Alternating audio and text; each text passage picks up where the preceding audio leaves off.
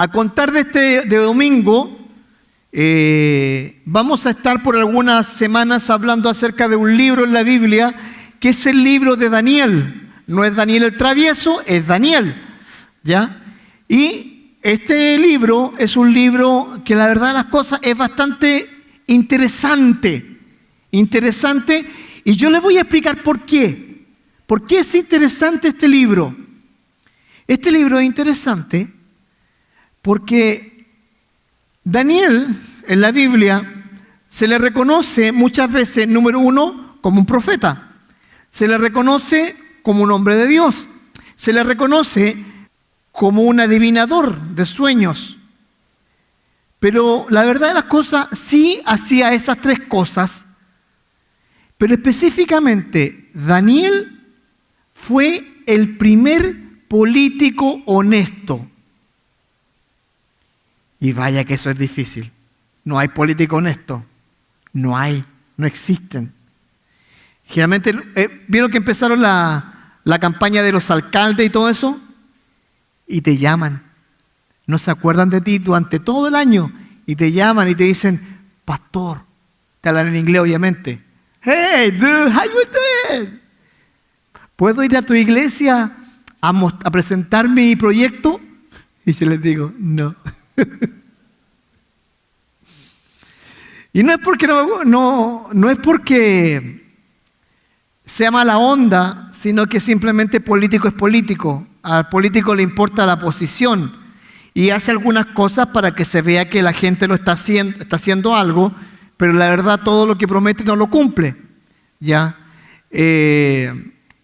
Pero Daniel fue un político y fue un político que él desarrolló su labor honestamente. Raro que sea un político honesto, sí, pero él lo fue. Más que profeta, más que adivinador de sueños, más que siervo de Dios, fue un político, fue un estadista, fue un hombre que hizo mucho para su pueblo, aún estando en esclavitud. Y la predicación de hoy día se llama así, se llama la cautividad. Para los que alguna vez han tocado las rejas de una prisión o han estado en eso, es algo horrible, es algo que realmente no se le da a ninguna persona. Y quiero hablar acerca de la cautividad, y es por esto. Dios, cuando saca al pueblo de Israel, le promete y le dice, ustedes van a tener una tierra donde fluye leche y miel. Dios le da una tierra a ellos, le da un lugar a ellos. Dios hace una gran labor con el pueblo de Israel. El pueblo de Israel crece, sale, encuentra la tierra prometida, hace una labor maravillosa. Pero hay un momento en la historia del pueblo de Israel que el pueblo de Israel se comienza a rebelar. Y se comienza a rebelar de una forma que puede ser hasta estúpida o tonta mirado desde el punto de vista humano, porque Dios le había pedido a ellos una sola cosa y ellos no la cumplieron. Y miren, voy a colocar un cuadro que está ahí, que es el que tienen ustedes, para que ustedes tengan una idea de cómo este libro está estructurado. A ver si está por ahí, si lo podemos colocar en la pantalla. Y dice lo siguiente: Jeremías comienza su ministerio profético el año 627 a.C. Escuchen, este es un dato importante, nota mental. Antes los años iban de mayor a menor, después de Cristo es de menor a mayor. El año 627 a.C., Jeremías se le conoce como el profeta llorón. ¿Por qué? Porque Jeremías comenzó a predicar y a profetizar que si el pueblo no cambiaba, iban a caer en desgracia. Escuche esto, desgracia. Que ellos iban a ser cautivos, que iban a ser esclavos, que ellos iban a ser sitiados y el hambre iba a ser tan grande que las madres cocinarían a sus hijos para comérselos. Las embarazadas serían atravesadas por lanzas y muertas. Las vírgenes iban a ser violadas. ¿Dónde está eso? En el libro de Jeremías y en el libro de Lamentaciones. Si usted lee esos libros, se va a darse cuenta que Jeremías siempre está apelando a que Dios no los castigue, pero también a que el pueblo se vuelva a Dios. ¿Qué sucedió? El año 605 antes de Cristo, un rey que se llamó Nabucodonosor, conocido en la jerga del mundo urbano como el Nabu, ¿ok? Nabucodonosor, ¿qué es lo que hizo? Sitió Israel, lo sitió, cerraron, no podían entrar ni salir, pero como Israel tenía unos grandes muros, lo que hicieron ellos, simplemente, como no pudieran salir ni entrar, la gente comenzó a morir de hambre. Y luego de eso, entraron por unos ductos de agua y los mataron, y se cumplió lo de Lamentaciones, donde efectivamente las mujeres se comieron a sus hijos y las embarazadas eran atravesadas y las vírgenes violadas. El año 605 fue la primera invasión a Israel. Hubieron 3. En la primera, lo que hicieron fue saquearon, mataron, pero tomaron a los príncipes, escucha bien esto, a los jóvenes príncipes, hombres jóvenes, 15, 20 años, estudiosos e inteligentes, y los llevaron a Babilonia. ¿La idea cuál era? Que esa gente, cambiarles la mente, y que esa gente estudiosa y príncipes fueran a ejercer un poco de liderazgo en Babilonia. Ahora, el año 592, dice, comienza el ministerio profético de Ezequiel. Escuchen esto. 2 profetas, Jeremías y Ezequiel. Jeremías, ¿dónde se quedó? En Israel. Se quedó allá. Se quedó en Israel. ¿Y qué pasó con él? Él apoyó espiritualmente a la gente que estaba en sufrimiento. Dios lo dejó allí. Le dijo, mira, Jeremías, te vas a quedar aquí y vas a apoyar a la gente que está en sufrimiento.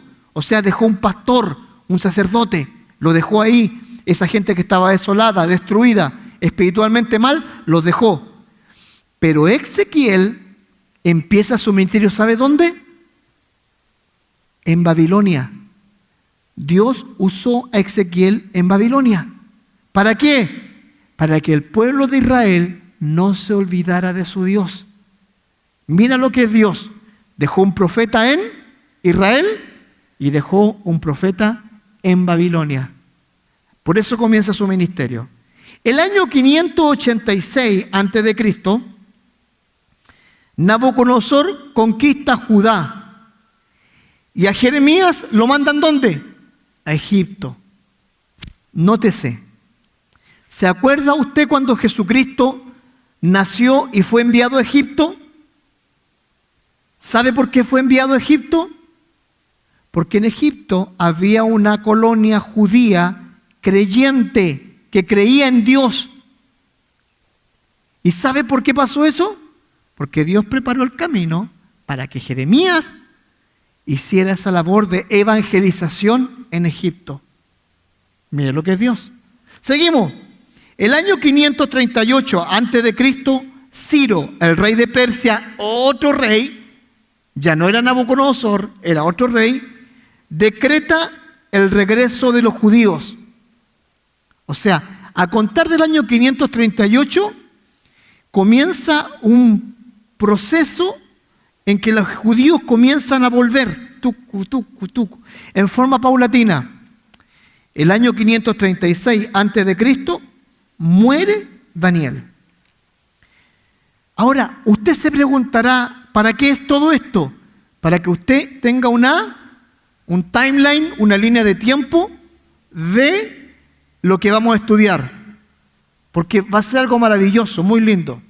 Pero hay otra línea de tiempo que la tengo atrás, y aquí les voy a explicar el pecado por el cual ellos fueron cautivos. Miren, el año 1095 aproximadamente, se deja de descansar la tierra. Se lo voy a explicar más adelante. El año 1050 se establece el Reino Unido de Israel. ¿Cuál era el Reino Unido? Se lo explico. Antes Israel tenía sacerdotes que gobernaban a Israel. Ese era un gobierno que se llama gobierno teocrático. Dios hablaba con el sacerdote escuchaba las palabras de Dios y el sacerdote transmitía el mensaje al pueblo y el pueblo era guiado por Dios, gobierno teocrático. El Reino Unido es 3 reyes. Dice la Biblia que los israelitas pidieron un rey. Querían rey, como las demás naciones. Y Dios les dice, no te han despreciado a ti, me despreciaron a mí. ¿Y qué sucede? Primer rey, Saúl, duró 40 años. Segundo rey, David, duró 40 años. Tercer rey, ¿quién viene después? Salomón, 40 años. Y luego de eso, habían 2 hermanos, hijos de Salomón, Jeroboam y Roboam, que dividieron los reinos. Este Reino Unido duró 120 años. Duró poco. Duró la nada misma. Porque 2 hermanitos se pelearon el reino e hicieron 2 reinos. Reino del norte y reino del sur. 2 reinos. Ahora, el año 931 el reino se divide, destrucción de Israel, las 12 tribus, las 10 tribus se van a cautividad a Siria, el 612 caída de Siria, nace el imperio babilónico, el 609 batalla de Megiddo, muerte de Josías, 605, fecha que póngala en su mente, batalla de Cárquemis, primera deportación, Daniel y los jóvenes escogidos son llevados cautivos. Segunda deportación, 598, a Babilonia. Son llevados cautivos Joaquín, Ezequiel y otros líderes. 586, nótese, destrucción de Jerusalén, tercera deportación de la mayoría. 539, Babilonia cae. Y del 539 al 531, el imperio persa. 536, primer regreso con Zorobabel, época en que Daniel escribió su último mensaje. 557, segundo regreso con Esdras. 444, tercer regreso con Nehemías. Eso es una cronología de los eventos. Nosotros nos vamos a centrar los eventos desde el 605 al 536. Así que tenemos hartos años para recorrer. Ahora, la pregunta del $1.000.000 es la siguiente. ¿Por qué es importante esta información? ¿Por qué? Porque el año 1095 el pueblo dejó de hacer algo. Dejó de descansar la tierra. ¿Qué significa esto? Significa que Dios le dice al pueblo de Israel, cuando nació como nación, le dice, durante 6 años ustedes van a arar la tierra, van a plantar, van a sembrar, y luego de esos 6 años, el 7º año, van a dejar descansar la tierra y van a vivir de lo que Dios les va a proveer el último año. Y van a ver que Dios les va a bendecir. ¿Qué es lo que era eso? Era una acción de fe. El 7º año ustedes van a descansar la tierra. Ustedes van a tener fe. Ustedes van a creer en mí que Dios va a proveer. Como ahora en la recesión. A todos nos ha faltado. Posiblemente no nos damos los lujos de antes. Pero no me puedes decir que Dios no te ha provisto lo necesario. Porque Dios siempre ha provisto. Es un paso de fe. El pueblo de Israel, ¿qué es lo que dijo? Dejó de hacer el descanso que la tierra necesitaba por ¿sabes cuántos años? Por 490 años. Y Dios les dijo a ellos que si ellos no hacían descansar la tierra, Dios le iba a cobrar. ¿Y saben lo que hizo Dios? Desde el año 1095 al 605 hay 490 años. Divide 490 por 7. 490 por 7 te da 70. Exactamente. Te da 70.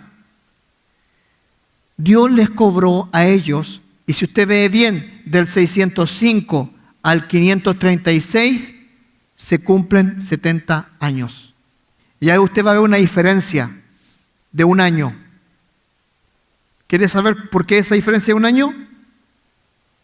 Eso está en el estudio de Apocalipsis, porque ahí está ese año. Ahora, vean lo que dice la Escritura con respecto a esto. Busquen Levítico 25 del 1 al 7. No está ahí en la pantalla. Busquen Levítico. Es Génesis, Éxodo, Levítico.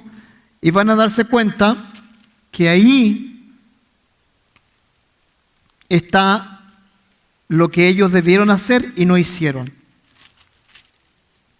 25 del 1 al 7. Dice así. Jehová habló a Moisés en el monte Sinaí diciendo, habla a los hijos de Israel y diles, cuando hayáis entrado en la tierra que yo os doy, la tierra guardará reposo para Jehová. 6 años sembrarás tu tierra y 6 años podarás tu viña y recogerás sus frutos. Pero el 7º año la tierra tendrá descanso, reposo para Jehová. No sembrarás tu tierra ni podarás tu viña. Lo que de tuyo naciere en la tierra, segada no la segarás, y las uvas de tu viñedo no vendimarás. Año de reposo será para la tierra, mas el descanso de la tierra te dará para comer a ti, a tu siervo, a tu sierva, a tu criado, a tu extranjero, que morare contigo.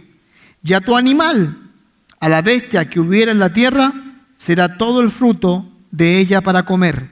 Escucha esto. 7º año, si crecían los viñedos, no los cortes. Si crecía el trigo, no los cortes. Pero eso, ¿para quién va a ser? Para tu animal. Si tu animal va, se come la uva, bienvenido sea. Si se come el trigo, bienvenido sea. Confía en mí. ¿Por qué tenía que descansar un año? Porque el Señor nuestro Dios descansó un día. Por eso el día domingo es el día de ¿qué? ¿Lo usamos para qué? Para estar en la casa del Señor. Ahora, el relato del cautiverio, veamos lo siguiente. Daniel capítulo 1, versículo 1 al 7, a ver si lo tiene ahí. Dice así: en el 3er año del reinado de Joacín, rey de Judá, vino Nabucodonosor, rey de Babilonia, a Jerusalén, y la sitió, como les dije. Se pusieron todos los soldados, nadie entraba, nadie salía. Y el Señor, escucha esta frase, entregó en sus manos a Joacín, rey de Judá, y parte de los utensilios de la casa de Dios, y los trajo a tierra de Sinar, a la casa de su Dios, y colocó los utensilios en la casa del tesoro de su Dios. Escucha esto. Dice la Biblia que Dios se lo entregó. Los babilónicos, cuando entraron a Jerusalén, no tuvieron mayor esfuerzo. Se los entregó. Y suena triste, pero es una realidad. Una triste realidad. el pueblo elegido por Dios, el pueblo amado de Dios, el pueblo santo de Dios, en este momento era entregado por su mismo Dios. Sumamente triste. Horrible lo que estaban viviendo. Pero escucha esto.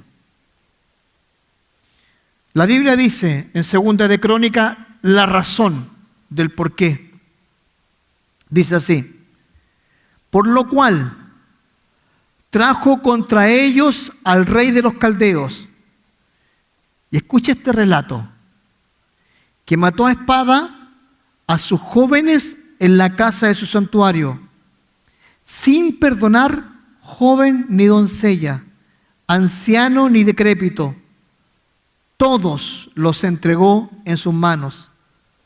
Asimismo, todos los utensilios de la casa de Dios, grandes y chicos, y los tesoros de la casa de Jehová, y los tesoros de la casa del rey y de sus príncipes, todo lo llevó a Babilonia.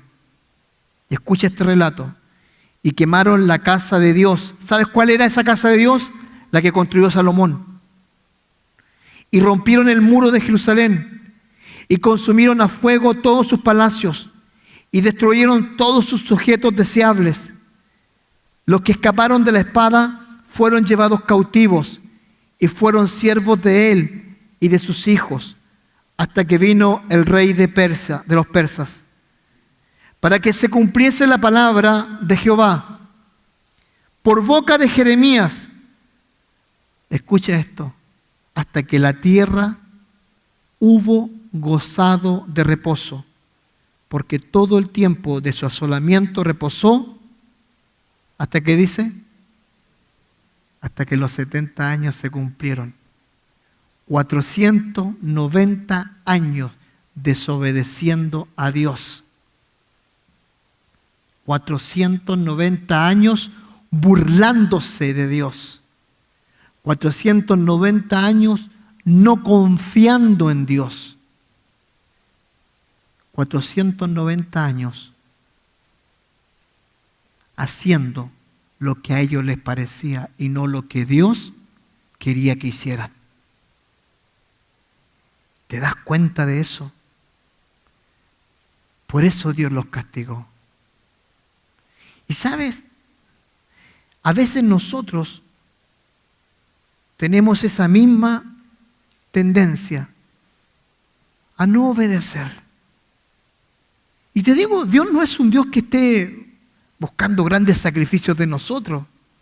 No es un Dios que esté pidiéndote que te vayas al África o que te vayas ahora a Ucrania a predicar el Evangelio, o que vayas donde los turcos, o que vayas a la ventana 1040. No. A veces con el simple hecho de tener esa cercanía con Dios, una relación con Él, Él nos pide eso. Y a veces ni nos acordamos de Él. Como siempre digo, a veces nuestro Dios es el Dios amuleto. Lo usamos solo de amuleto cuando lo necesito. Cuando lo necesito.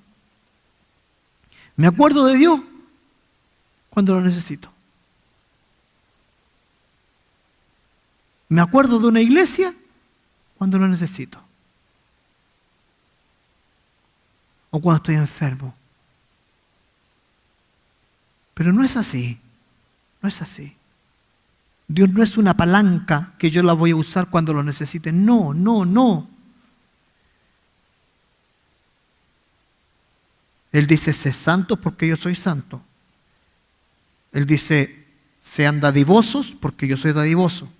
Él dice, guarden el domingo para el Señor, guarden el domingo para el Señor.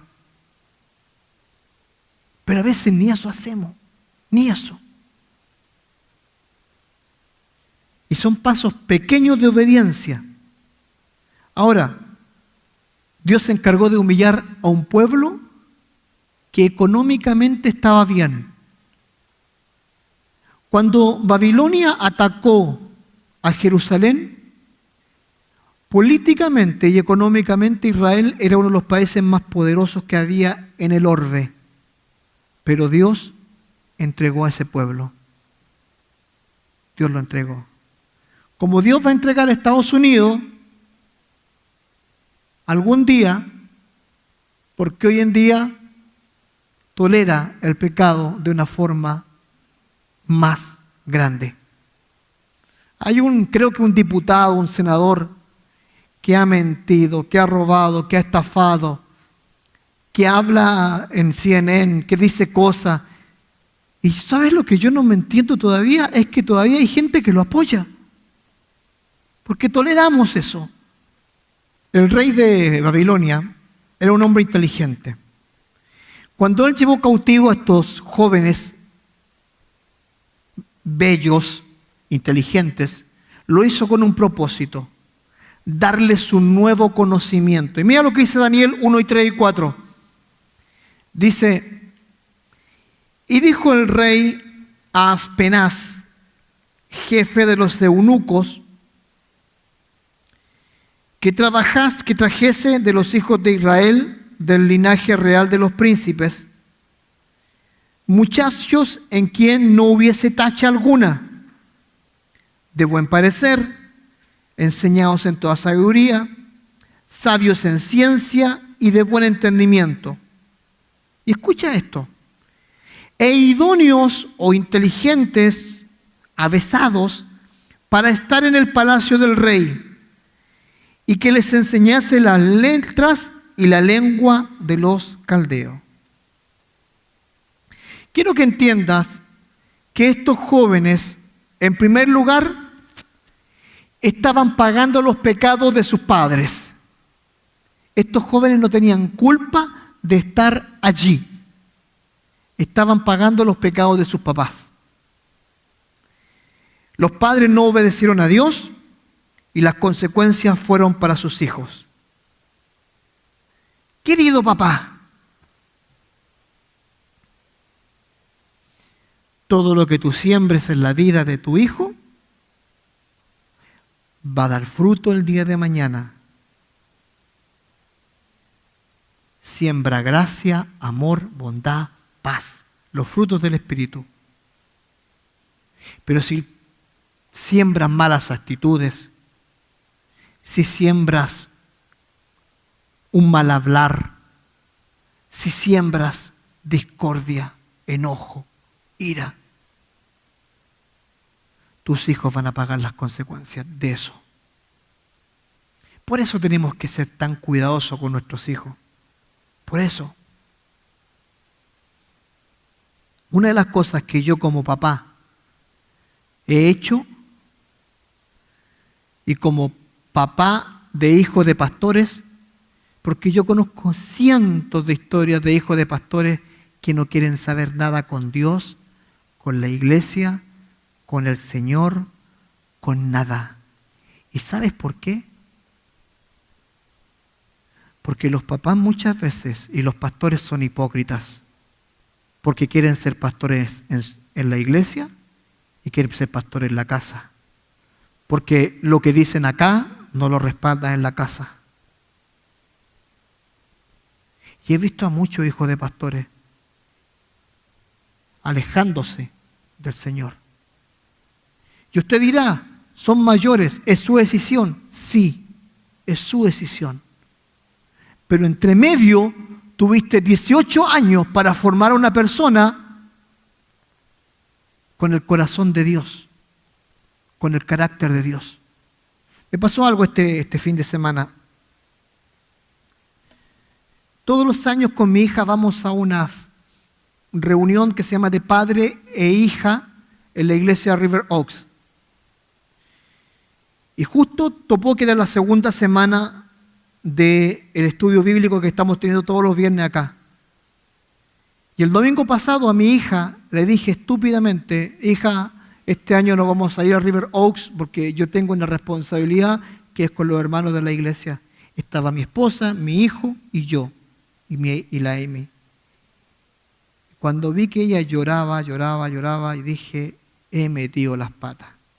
Hablé con José Luis, con el hermano Gustavo, con su esposa para que me ayudaran. Y gracias a Dios salió todo bien. Lo pasamos bien. Bailamos. Yo bailo horrible, tengo menos ritmo que una gotera. O sea, no le hago así, no bailo nada. Pero según ella bailamos, jugamos, comimos, tuvimos un dating, anduvimos tomados de la mano, nos sacamos fotos. Una lección de papá. ¿Qué tan importantes son tus hijos? ¿Qué tanto tiempo le dedicamos? ¿Cómo pasamos ese tiempo con ellos? ¿Cómo? Y te digo, como padres, nuestras decisiones ahora les van a afectar mañana. Y quiero que sepas esto, querido, querida, y póntelo en tu cabeza. Estos hijos, Daniel y su familia, Daniel y sus amigos, pagaron los pecados de su papá, de sus padres. Te digo algo más, a sus hijos, a sus papás los mataron, a su mamá la mataron, a sus hermanas las violaron. Porque el rey estaba buscando príncipes, no estaba buscando princesas. No estaba buscando los papás de ellos, a ellos los mataron. Ellos pasaron a ser esclavos. ¿Sabes una de las cosas que me llama la atención? Es el nuevo conocimiento que ellos iban a tener. Como dice el relato, que ellos crecieran en sabiduría, que fueran enseñados en la ciencia, en el buen entendimiento, que fueran idóneos, que fueran preparados. ¿Sabe lo que quiso hacer el rey? Quiso suplantar a Dios. Quiso quitarles el conocimiento que traían de Israel y ponerles su conocimiento. La escuela babilónica de la universidad en ese momento eran 3 años. Ellos aprendían matemática, astrología, astronomía, hechicería, aprendían política, religión e historia. Durante 3 años, estos judíos, ¡pum!, nuevo conocimiento. ¿Saben lo que estaban haciendo? Querían quitar a Dios del primer lugar y dejarlo fuera, porque este conocimiento iba a ser el que ellos iban a usar.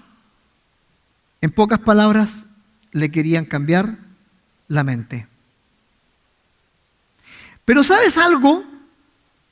Algo más sucedió en esto. Y Dios es soberano. Y cuando digo que es soberano, digo que Dios siempre tiene el control. Todo lo que ellos aprendieron durante 3 años, todo ese conocimiento, Dios lo usó para que en el futuro Israel fuera liberado. Porque usó estos 4 hombres con ese conocimiento. Por lo tanto, si bien le instalaron un nuevo chip, este nuevo chip sirvió para que Dios sea glorificado también. Porque Dios no es un Dios que se equivoque. Pero quiero hablarte de otra cosa, con esto mismo, de ese conocimiento. Satanás, el diablo, hace lo mismo con nosotros. Él quiere poner sus ideas en nuestra mente. Él quiere que seamos tolerantes al pecado. Él quiere que aceptemos todo lo que el mundo quiere que aceptemos. Está bien. Es una vida light, un cristianismo light. No. No. Para nada. Fíjate lo siguiente. ¿Qué es lo que quiere Satanás? Romanos capítulo 12, versículo 1 y 2 dice esto. Así que, hermanos, os ruego por la misericordia de Dios, que dice que presentéis vuestros cuerpos en sacrificio vivo, santo, agradable a Dios, que es vuestro culto racional. Aquí viene el tema del conocimiento. No os conforméis a este siglo, no te amoldes a lo que este mundo te está entregando, sino transformaos por medio de la renovación de vuestro entendimiento,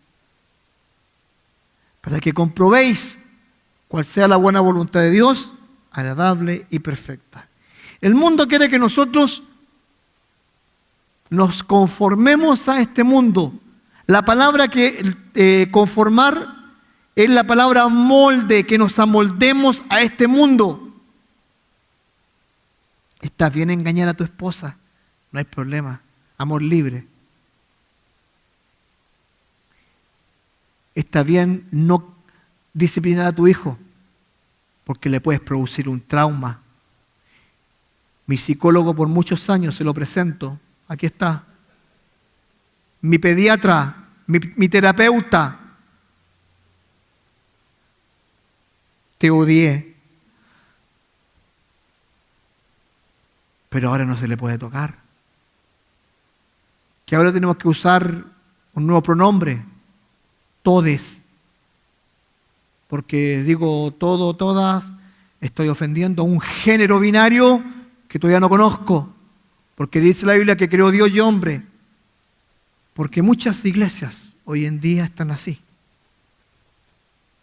Muchas iglesias están aceptando todo esto. Y la verdad, si Dios dijo, sed santos porque yo soy santo, ¿qué significa? Que yo no me voy a moldar a lo que me digan. No. Ayer estuve en una boda de un pastor y me llamó la atención una cosa. Yo siempre en las bodas, en una parte de la boda, siempre digo esto. Ahora viene la parte legal, donde el novio firma y la novia firma. Después que dijeron sus votos, yo digo, ustedes dijeron, hasta que la muerte nos separe, nosotros estamos juntos. Al firmar este documento, es hasta que la muerte los separe. Cuando firmen este documento, es hasta que la muerte los separe. Les voy a dar 30 segundos para que la piensen bien. Y me quedo ahí parado, esperando. Y me miran con sorpresa. ¿Estamos bien? Estamos bien. Puede firmar. Porque el mundo nos dice, si te divorcias, hay más allá, hay más acá. Puedes tener 2 matrimonios, 3 matrimonios, fracasar. No importa. Claro que importa. ¿Por qué voy a estar desgraciando de la vida a otra mujer con un pasado que lamentablemente lo único que ha hecho es hacer daño? No te conformes a este mundo. No te conformes. Dios, escucha esto, Dios nunca es gris, es blanco o negro. Una nueva dieta. Dice, y les señaló el rey ración para cada día, de la provisión de la comida del rey y del vino que él bebía, y que los criase 3 años, para que al fin de ellos, ahí están los 3 años del Instituto Bíblico, de la universidad, para que al fin de ellos se presentaran delante del rey. Durante 3 años, supuestamente, los jóvenes debían comer la dieta real. Ahora, escuchen esto. Los judíos tenían su propia dieta. ¿Cuántos conocen el kosher? Kosher es la dieta judía. La dieta judía. Vos googleen K-O-S-H-E-R, kosher. Ellos preparan la comida de una forma especial, de una forma ritual. Aún para cortar la carne hay una forma. ellos, los judíos, tenían una dieta. Esa dieta era una dieta que ellos tenían y que en cierta forma también glorificaba a Dios en su dieta. El rey comía cosas sacrificadas a los ídolos. Sacrificaba un animal a los ídolos, lo tomaban, lo cortaban, al rey la mejor parte. Ahora, ¿ellos qué tenían que hacer? Comer la comida sacrificada a los ídolos. ¡Wow! ¿Era eso o tu comida? Y supuestamente esa comida y ese vino que también era sacrificado a los ídolos iba a hacer que ellos se sintieran mejor, más fuertes. Pero ¿sabe algo? No era así. Y eso lo vamos a ver la próxima semana, porque lo vamos a dejar hasta ahí. Lo vamos a ver la próxima semana, el tema de la dieta. Ahora, el rey también les cambió los nombres. Mira, Daniel 1, 6, 7. Entre estos estaban Daniel, Ananías, Misael y Azarías. De los hijos de Judá, a estos el jefe de los eunucos puso los siguientes nombres: a Daniel, Belsasar; a Ananías, Sadrac; a Misael, Mesac; y a Azarías, Abed-nego. Cuando yo me hice ciudadano acá en Estados Unidos y fui a que me dieran la prueba y estaba al frente de la persona que me hizo la prueba, me preguntó: ¿se quiere cambiar el nombre?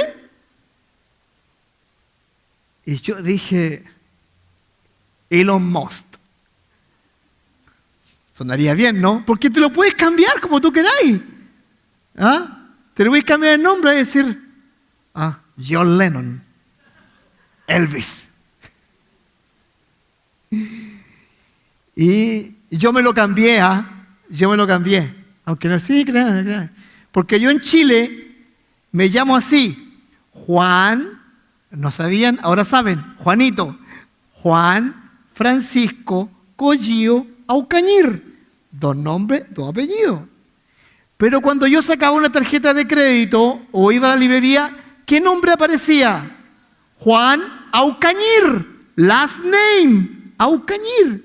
¿Y quién es Juan Aucañir? Ni yo lo conocía.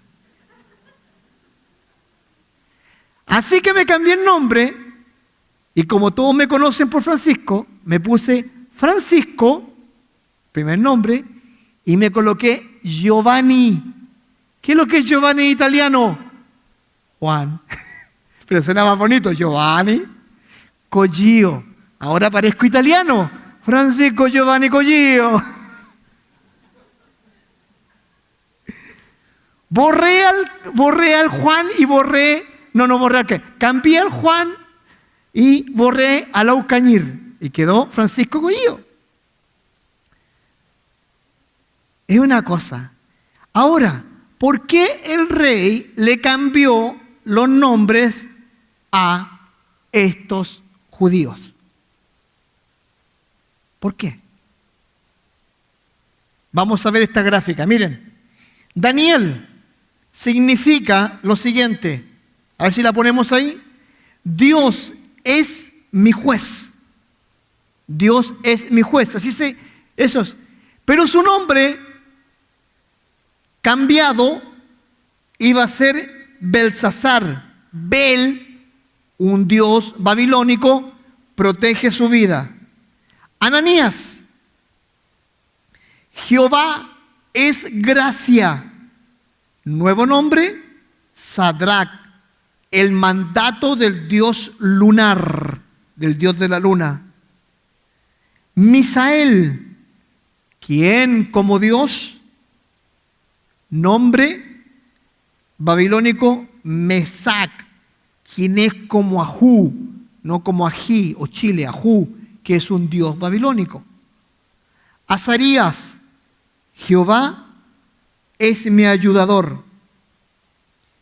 Abed-nego, el siervo de Negó, de el dios Nego. Los babilónicos esperaban que estos nuevos nombres contribuyeran a que los jóvenes olvidaran a su Dios y poco a poco llegasen a ser más paganos y más babilónicos. Pero no fue así. No fue así. Esta serie se llama así, Cuestión de Integridad, Daniel. ¿Y sabes algo? Me llama poderosamente la atención de que eran jóvenes, posiblemente entre 15 y 20 años de edad. Jóvenes. Y estos jóvenes mantuvieron su integridad, porque a pesar de que ellos habían sido obligados, secuestrados, cautivos, de cambiar un nuevo conocimiento, cambiar su dieta y cambiar sus nombres, ellos mantenían su integridad y su fidelidad a Dios. Querido, querida, ¿podemos nosotros llegar a este punto en nuestras vidas? De mantener la integridad a pesar de todo lo negativo que pueda haber. ¿Podríamos llegar a hacerlo? Te soy honesto. Yo creo que yo, en esas circunstancias, me sería muy poco posible. Pero estos hombres mantuvieron su integridad. La mantuvieron. Para concluir, hoy comenzamos un nuevo viaje por el libro de Daniel. ¿Qué aprendemos de él? Que a pesar de estar pagando el pecado de sus padres y de sus líderes, y que a pesar de ser capturados y ser obligados a cambiar su vida, el cambio exterior que ellos tuvieron, ellos jamás dudaron en renegar en contra de Dios, de sus raíces y su fe. Y la pregunta cae de cajón. ¿Estarías dispuesto a mantener tu fe y a tu Dios con todo esto que vimos en contra? ¿Estarías dispuesto? ¿Estarías dispuesto a guardar tu corazón? ¿Estarías dispuesto a perdonar? ¿Estarías dispuesto a poner la otra mejilla? ¿Estarías dispuesto a que te ofendieran? ¿Estarías dispuesto a que de repente tuvieras un maltrato en tu trabajo y alguien te ofendiera constantemente y aún mantener tu integridad? ¿Estarías dispuesto? Es una pregunta a considerar. Así que yo quiero llevarte a este viaje. Si te diste cuenta, un poco de historia, un poco de fechas, un poco de todo.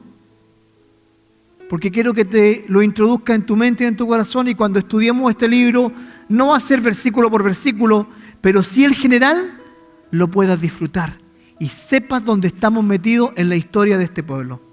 Amén.